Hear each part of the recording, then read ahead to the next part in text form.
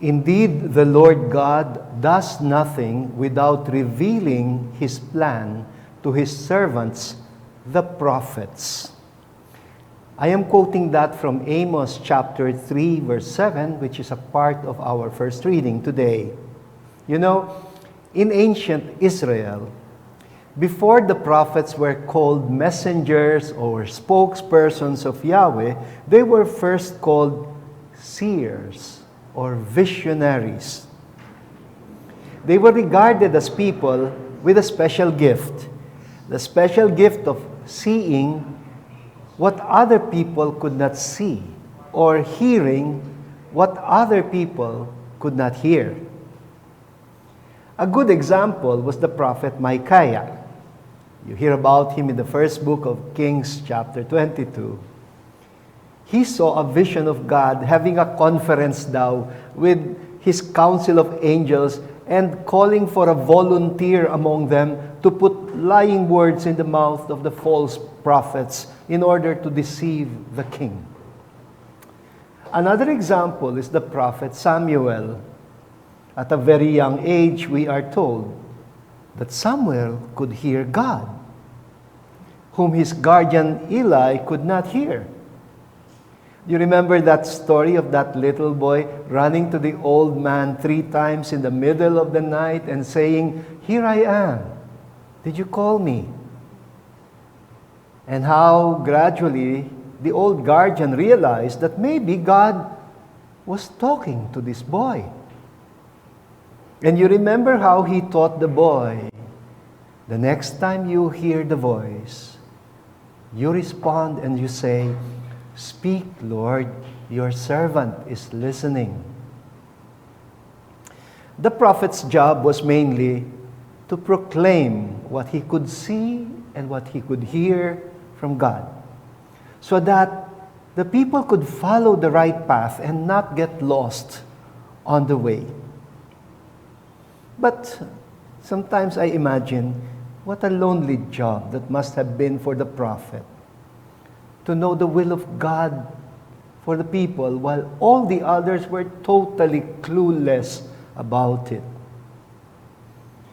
This is the honest feeling that I get whenever I read the oracles of the prophet Amos. I used to teach courses about this prophet many years ago. I could feel the pressure on him. In the first reading today, he says, "The lion roars, who will not be afraid? The Lord God speaks, who will not prophesy?" You could feel the tension, the stress. Sometimes, even the prophet Jeremiah, who was also called in his youth, even the prophet Jeremiah speaks this way. And there were times in the life of the prophet Jeremiah when he felt very depressed about getting into trouble whenever he opened his mouth, whenever he dared to say what God made him see or what God made him hear. The poor prophet got so stressed out. One day he swore never again to open his mouth to speak for God. But then he laments and he says, "But how can I keep quiet? I could feel your word burning in my heart, imprisoned in my bones. I cannot endure it." That's Jeremiah 20, verse 9. Now, today's gospel tells us that there were moments when the disciples experienced certain things with Jesus that made them ask questions like, "What sort of man is this, whom even the winds and the sea obey?" Well, before I proceed, let me please make one thing very clear. The evangelists were already looking back when they wrote their gospels. In English, we would say they wrote at hindsight, balik tingin. Meaning, they were not reporters who were chronicling things while they actually were taking place. They're not giving you a blow-by-blow account of exactly what Jesus said and did. And I don't think there was anyone among them in that boat who had a pen and a writing pad in his hand and recording what was happening. No. It was not until much later that they looked back and they said to themselves and to one another, "Wow, the man who was always with us, the man we followed all these years from Galilee to Jerusalem, he was not just an angel in disguise. He was God with us. How could we not have known? Did we not hear and see the wonderful things that he was saying and doing? We were with him. We followed him because we admired him as our teacher. We admired him as a good man. We followed him as a human being like us. But now we realize why every now and then he would do some things that would amaze us. He would say some things that would make our jaws drop. And we would ask, who is this man? What kind of man is he? Is he a magician? A sorcerer? A trickster? There were even some people who went to the extent of accusing him to be an agent of Beelzebul. Jesus came to open the eyes of the blind and open the ears of the deaf. Not just in the literal sense or in the physical sense, but also in the spiritual sense. He taught them to perceive God's presence, to be able to see God at work around us, to be able to observe God's action in history. He was there to give them a different kind of sight, a different kind of vision from within, a different kind of hearing. And you know what we call that? The five-letter word, faith. Faith. And whenever they were too dumb to perceive or understand, sometimes Jesus would rebuke them, like in today's gospel. He said, "Oh, you of little faith." Jesus was introducing them to a different notion of God. They always presupposed God to be a distant God. Oh, but the God Jesus made known to them is a God who was very near. He was right there with them in the boats. A God who was very much involved in their day-to-day affairs. More and more, I realize now why Jesus didn't like the idea of a distant God. Because it made some people complacent and abusive. Siyempre, if you think, malayo naman ang Diyos eh. It made people lose a sense of stewardship and accountability. Malayo naman siya. Or, the concept of a distant God sometimes reinforced in other people a sense of insecurity. It made them fearful and anxious. It made them say or feel sometimes like they are abandoned or forsaken. That is why we have people who lament and cry out, "Nasaan ang Diyos? Where is God? Why is He far from us? Has God forsaken us? Has He abandoned us?" What does it mean to be a believer? Well, to be a believer is not about memorizing doctrines or following rules and regulations. It is rather about seeing and hearing.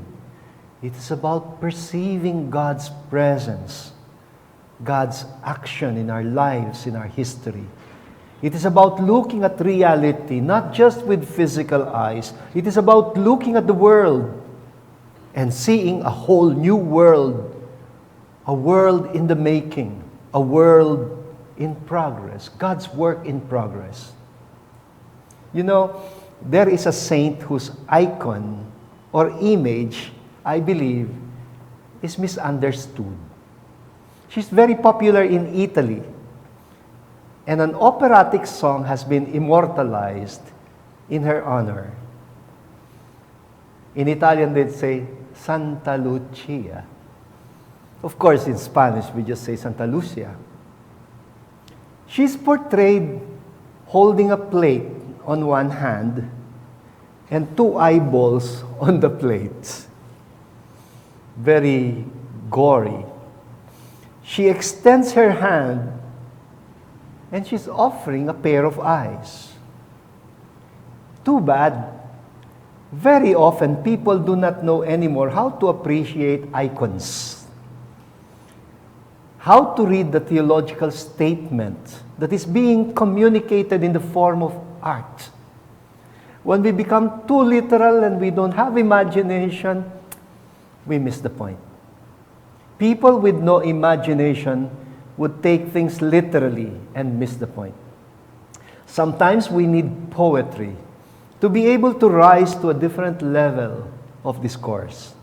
Like, I don't know if you are familiar with that song composed by Paul McCartney, which is singing about the blackbird. It says, "Blackbird singing in the dead of night, take these sunken eyes and learn to see. All your life, you were only waiting for this moment to be free." Very poetic. Take these sunken eyes and learn to see. Well, something like that is being communicated by the icon of Santa Lucia, the ancient martyr, Saint Lucy. And take note, her name, Lucy, comes from lux, lucis in Latin, which means light, to see the light. She is telling us. And by the way, she became a martyr. And today, we're celebrating the early martyrs of Rome. They were fearless. And she's telling us that what made her bold and fearless in the face of persecution was the capacity to be enlightened by God, to see things with the eyes of faith, with a new pair of eyes that she is offering to the onlooker. Take these eyes and learn to see the world differently. The eyes of faith. The icon is an invitation to see God as God sees. To see as God sees through faith in Jesus Christ. The special sight we call faith is activated only by prayer and discernment.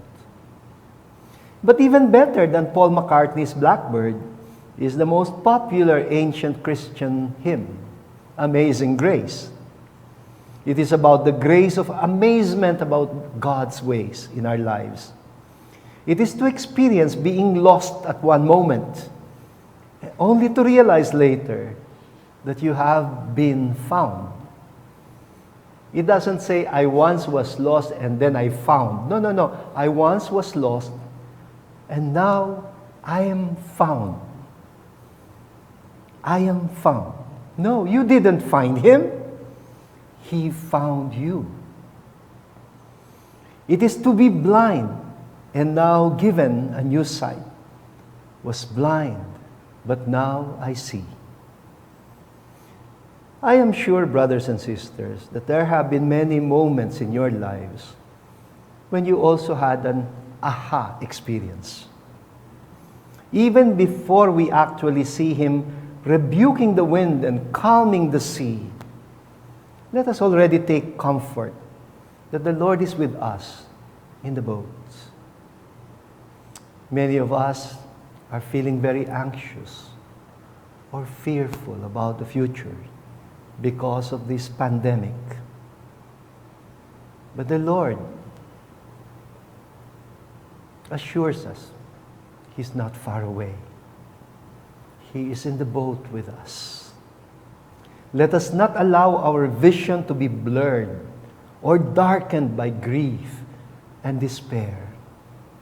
Let His presence calm down our fears and our anxieties. Let us take comfort in the thought that God is with us. He is not distant. Yes, He is asleep, because He wants us to discover His amazing grace of being able to sleep soundly, even in the midst of a passing storm.